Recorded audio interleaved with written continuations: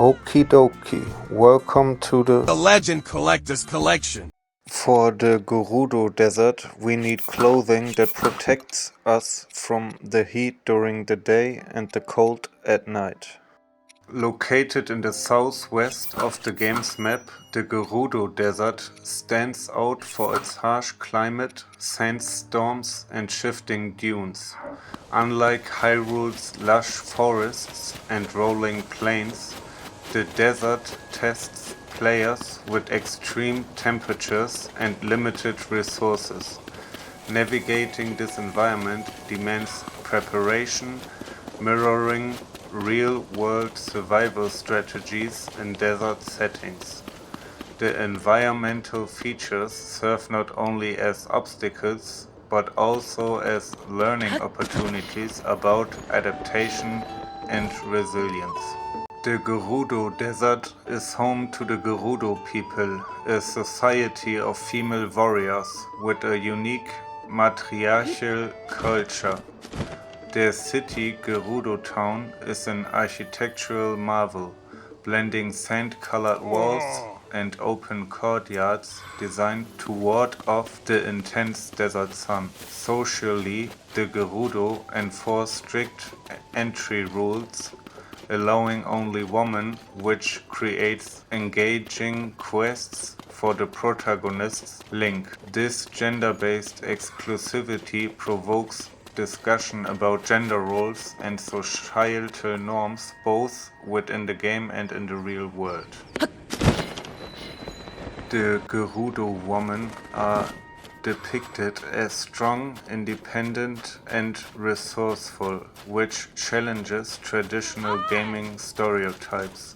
Their customs, such as the rite of passage into adulthood, add richness to the world and invite comparisons with real-world matriarchal societies. The Gerudo, the game's all-female tribe, have a rich narrative lineage that interacts with larger themes of gender, survival, and difference in the Zelda mythos. Through quests, environmental storytelling, and character interaction, the Gerudo Desert encapsulates the franchise's broader narrative investment in marginalized liminal spaces.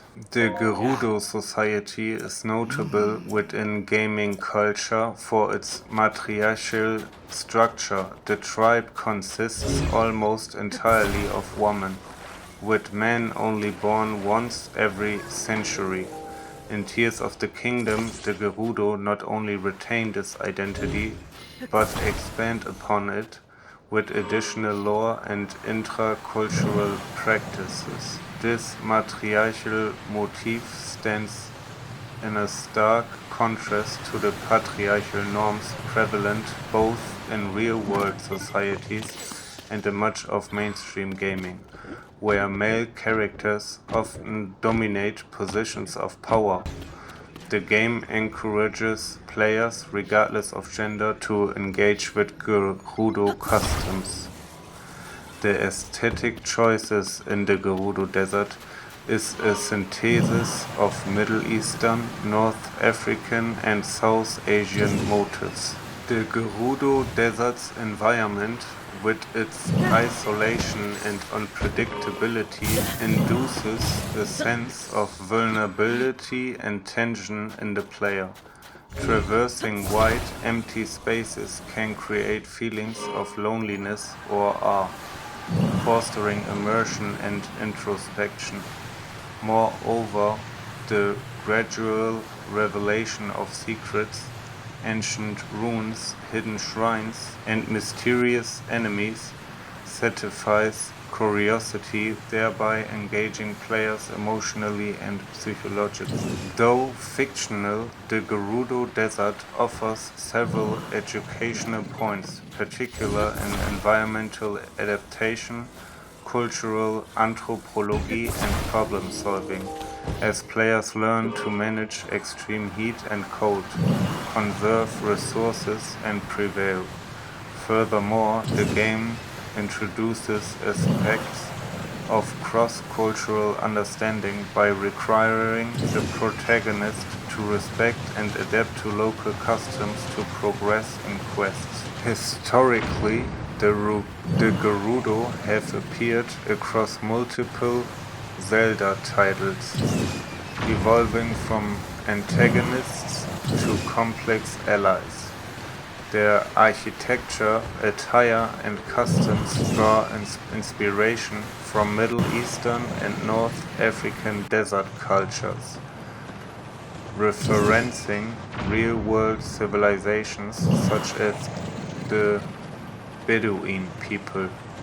In doing so, the game frames Gerudo culture not as a monolith but as a dynamic society, shaped by history and the environment. This complexity invites to challenge simply binaries of good and evil, reconsidering initial perceptions as they learn more about the Gerudo and their struggles. Compared to other regions in Zelda Tears of the Kingdom, the Gerudo Desert stands apart for its combination of danger, beauty, and rule-driven society. Where other areas may present physical obstacles, the desert layers cultural and social puzzles atop environmental ones. The necessity to disguise oneself to enter Gerudo Town, for example, elicits ethical questions about identity, honesty, and the lengths required to achieve one's goals. The Gerudo Desert exemplifies how immersive game environments can serve as mirrors for complex social, psychological, and historical realities. Through its geographical challenges, rich culture, and layered narratives, the desert invites players' reflection. Ultimately, the Gerudo Desert is more than a backdrop. It is a dynamic site for storytelling, learning, and cultural exploration, revealing much about both the fictional world of Hyrule and real-world human societies. Sure, in Zelda Tears of the Kingdom, the Gerudo Desert is a big sandy area filled with tall dunes, ancient ruins, and unique landmarks like the Gerudo Town, which is a lively city where the Gerudo people live. The desert is very hot, so you need to bring meals for hot environments and or wear special clothes to stay cool and avoid getting hurt by the heat. There are many hidden secrets like buried treasures and mysterious caves you can explore. You might come across sandstorms that make it hard to see, and you'll need to be careful with enemies like sand-based monsters. The desert also has puzzles and challenges that you can solve to find rare items and rewards. Overall, it's a place full of adventure, but you need to be prepared for the harsh environment and tricky terrain. Ultimately, the Gerudo Desert signifies not only a physical challenge within the game, but also an intellectual and emotional invitation, a call to step beyond the known, to confront adversity with adaptability, and to discover meaning amidst the sense of time. Thanks for watching, subscribe for more, till next time.